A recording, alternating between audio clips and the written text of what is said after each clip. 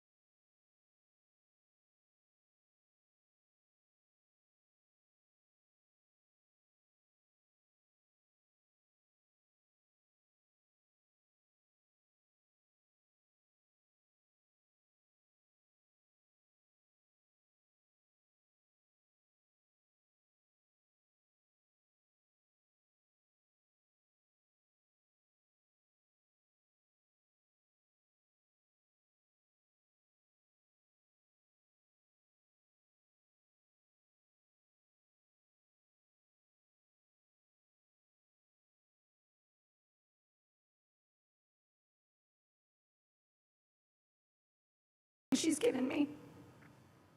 I told her she was magic and kissed her on the nose. And she closed her eyes and took her last breath.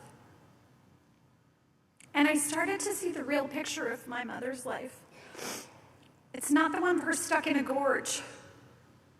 It's the one you're holding in your bulletin, of my mom wearing bright colors, firmly planted in nature, with a look of pure delight on her face, backpack on her shoulder, ready for her next adventure. And so, Mama, I accept the gifts that you've given me with deep gratitude. You are the embodiment of a life well lived. You have taught me to live courageously, to do it anyway, to push the edges of what's possible and be grateful to just have the opportunity to be here, to live, because life is a gift. People are a gift. Nature is a gift. Faith is a gift. I love you.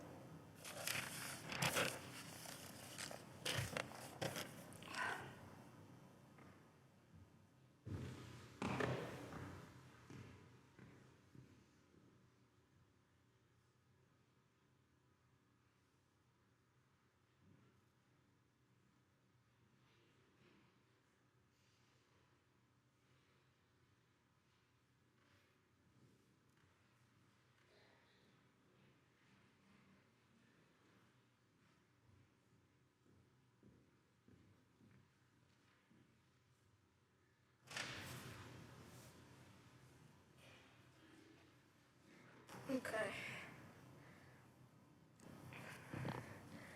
Dear Mormor, you always had a positive attitude and you made people feel comfortable. You always had a smile on your face even when you were struggling, and every conversation was more charming than the last. You were just so likable, happy, and sweet. Even when you were battling through cancer, you would always find the good in life. I loved when you came to visit in California, and we would go for walks on the beach, go to restaurants, and celebrate Christmas together. You were always up to doing fun stuff, and you liked sports. We would talk about baseball all the time. When we visited Toronto, we went to a Maple Leafs game together, which was one of my favorite memories with you. You would always ask me a lot of questions and keep up with what was going on in my life. You were very encouraging, and you would make me feel happy and safe. Every time I think of you, I think of how you approached life with so much happiness and love. I hope I can carry on that kind of attitude into my own life and honor your memory. I savored all the time we had together, and I'm sad it had to come to an end. I'll always remember you and how tough you were. I love you more and more.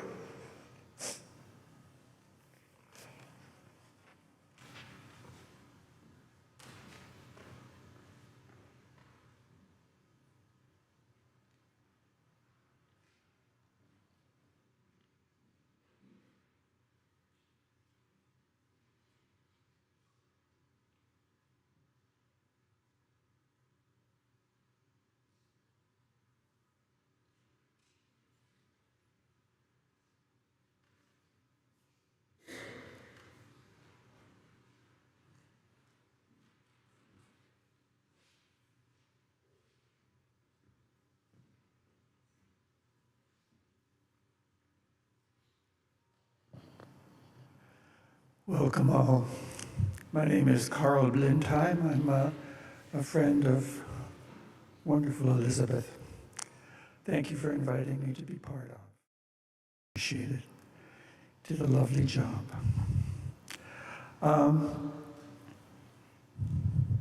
I've been watching the Olympics, and of note, Norway is getting most of the medals. Now, there are only 5.5 million Norwegians in Norway. There's 6.75 million people in Toronto, Greater Toronto. So you could put all of the Norwegian population in Toronto and still have room for some Swedes and some Danes. It's a tough country. It's a country which is difficult to survive. And most of the skills that you see on display in the Winter Olympics are necessities for life in Norway. If you want to get from A to B, you better know how to ski. And that creates a certain kind of strength and grit among the culture of Norway. Elisabeth had that in spades. She had a toughness to her that she could get through anything, and she displayed that often. I wanted to impress her when I returned back from a trip to Norway. I had been there for 3 weeks, and my Norwegian was absolutely perfect. And I went up to her and I started to speak to her in Norwegian, and she allowed me about 40 seconds worth of speech, and she said, "Carl, I think it might be a good idea if we signed you up with a Norwegian language teacher," which was her kind way of saying, "Carl, you are murdering my native language. Cease and desist." She was always very giving, that bright smile. And she loved people. She was very much a part of community. And that comes out of the Norwegian tradition too. Norwegian women are the center of life in Norway. They are the hub within their family, the hub within their community, and the hub within their church. And she has carried all of those hubs here to Canada. She was well loved by so many people and appreciated. She knew what it was to be part of community. She was attached. She was never isolated from the people she loved and cared about. And that's one of the gifts of being Norwegian. Again, you cannot survive alone. You have to be part of something greater.